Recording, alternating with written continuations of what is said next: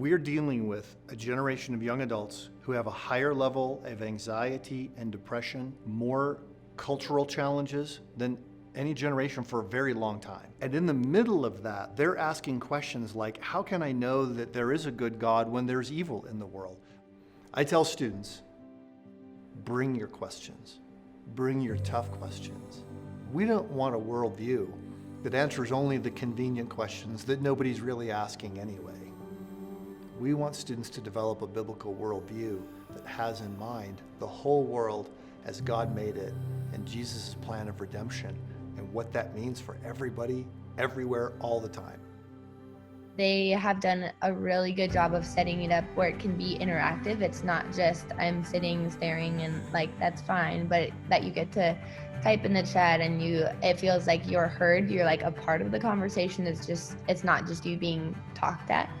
I love the approach that Summit and most of the speakers take on interacting with the people and knowing them relationally. It feels like the future. It really does. Like it feels so different, right? Like these are people I've never met face to face. I know where they live, some of them, and I know what they're like. I know what they think, and I've never seen them except on a computer screen. It's really something. It's fascinating to me. I never thought that was doable.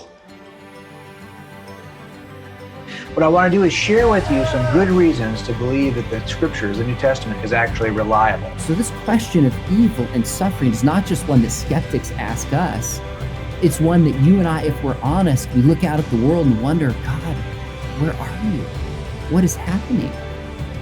Because when you know Jesus, you have the Holy Spirit abiding in you, and that's the only way that you can resist sin. So I want people to first and foremost to know and follow Jesus. I just feel a lot more equipped to enter into those conversations. I think this whole thing has helped me to learn how to navigate those moments. For the small groups, it felt like a small family, but everyone's just separated on different parts of the continent.